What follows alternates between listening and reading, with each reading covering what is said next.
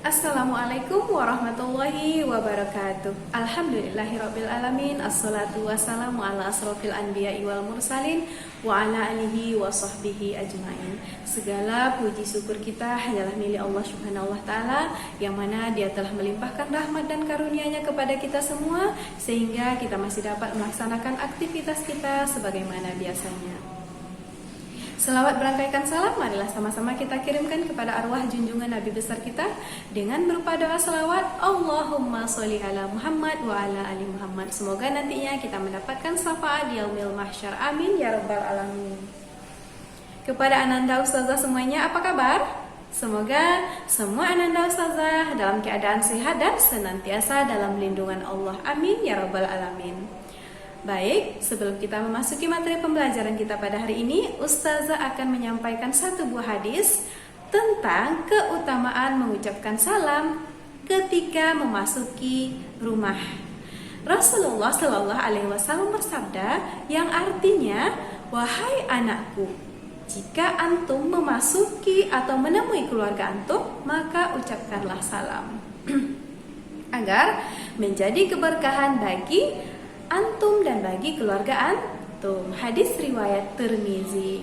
Nah, apabila kita menemui atau memasuki rumah, maka hendaklah kita mengucapkan salam. Dengan mengucapkan salam, kita dan keluarga yang kita temui mendapatkan keberkahan dari Allah.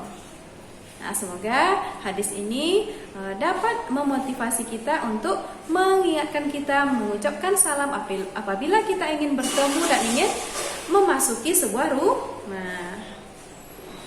Baik, kepada Ananda Ustazah, sebelum mulai pembelajaran, Ustazah akan mengingatkan yang pertama untuk mengerjakan latihan dan mengikuti pembelajaran dengan baik.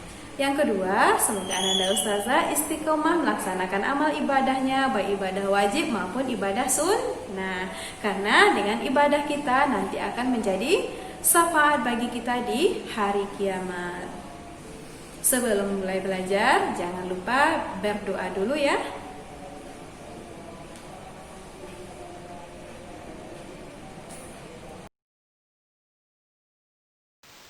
Assalamualaikum Ananda Ustazah.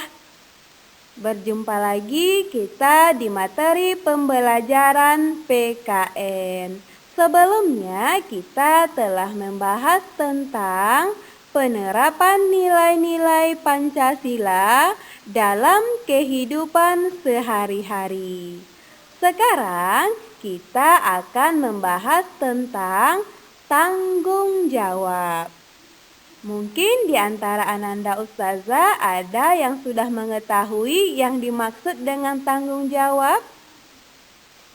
Nah, untuk lebih jelasnya, yuk kita ikuti materi berikut ini. Baiklah anak-anak Ustazah, di sini kita akan menjelaskan makna tanggung jawab. Mungkin di antara Ananda Ustazah ada yang penasaran apakah yang dimaksud dengan tanggung jawab? Baik, di sini Ustazah akan menjelaskan yang dimaksud dengan tanggung jawab adalah kesadaran manusia akan tingkah laku atau perbuatannya yang disengaja maupun yang tidak disengaja, atau sebagai perwujudan kesadaran akan kewajiban. Nah, itulah yang dimaksud dengan tanggung jawab. Di sini ada beberapa bagian tanggung jawab.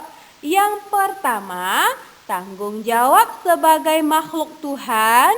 Yang kedua, tanggung jawab sebagai anak. Yang ketiga, tanggung jawab sebagai siswa. Yang keempat, tanggung jawab sebagai anggota masyarakat.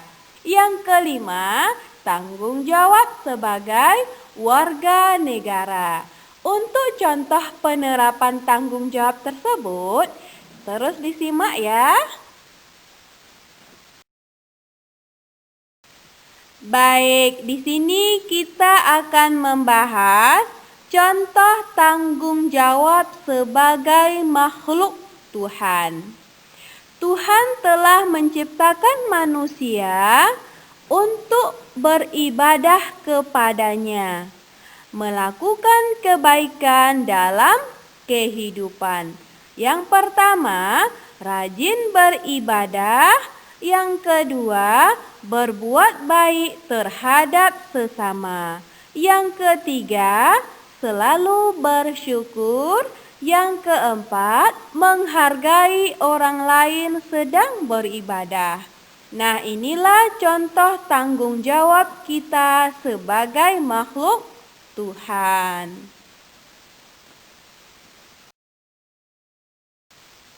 Bagian yang kedua, contoh tanggung jawab sebagai anak.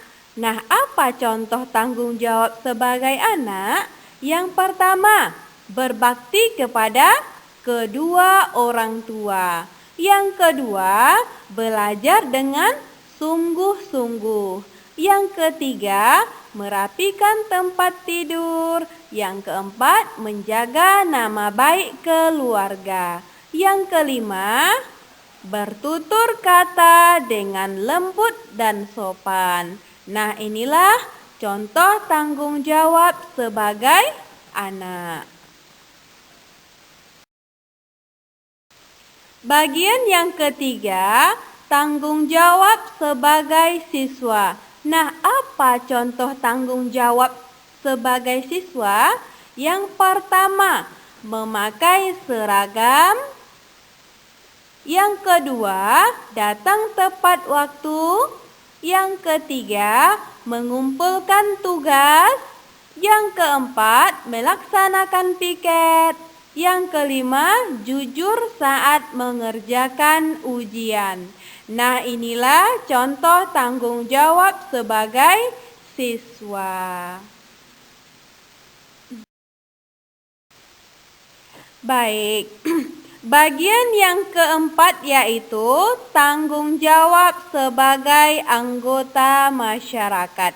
Nah, apa contoh tanggung jawab sebagai anggota masyarakat? Yang pertama, bergotong royong membersihkan lingkungan kita. Yang kedua, menjaga keamanan lingkungan. Yang ketiga, membantu tetangga yang sedang kesusahan. Nah, inilah contoh tanggung jawab sebagai anggota masyarakat.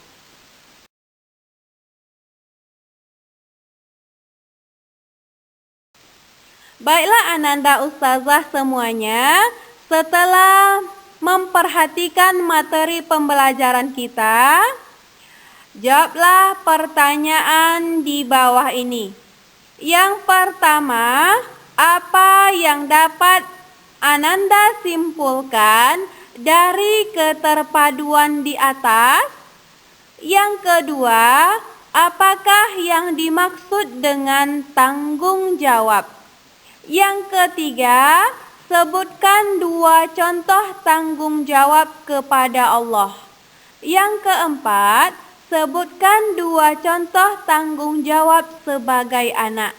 Nah, nanti lembaran jawaban akan Ustazah kirimkan melalui Google Form. Baiklah Ananda Ustazah, di poin yang kelima yaitu tanggung jawab sebagai warga negara. Nah, apa contoh tanggung jawab kita sebagai warga negara? Yang pertama, mematuhi peraturan yang ada. Yang kedua, mencintai budaya negeri sendiri. Yang ketiga, menjaga nama baik negara kita. Nah, itulah contoh tanggung jawab sebagai warga negara. Baiklah anak-anak ustazah, kita cukupkan materi pembelajaran pada hari ini. Tapi sebelumnya ustazah akan memberikan kesimpulan materi pembelajaran kita pada hari ini.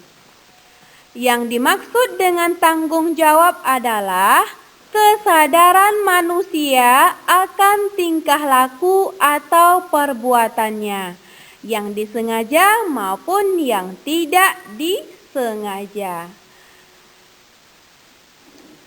Tanggung jawab terdiri dari 5 bagian. Yang pertama, tanggung jawab terhadap Tuhan. Yang kedua, tanggung jawab sebagai anak. Yang ketiga, tanggung jawab sebagai siswa. Yang keempat, tanggung jawab sebagai anggota masyarakat. Yang kelima, tanggung jawab sebagai warga negara. Semoga contoh-contoh penerapan tanggung jawab tersebut dapat kita terapkan dalam kehidupan sehari-hari. Semoga Ananda Ustazah bisa memahami dengan baik. Demikianlah materi pembelajaran kita pada hari ini. Semoga Ananda Ustazah bisa mengerti, bisa memahami apa materi yang telah Ustazah sampaikan. Apabila Ananda Ustazah mendapatkan kesulitan, boleh jabri Ustazah secara personal. Sebelum kita mengakhiri materi pembelajaran, mari kita baca doa kafaratul majelis. Subhanakallahumma wa bihamdika asyhadu alla ilaha illa anta astaghfiruka wa atubu ilaik. Wassalamualaikum warahmatullahi wabarakatuh.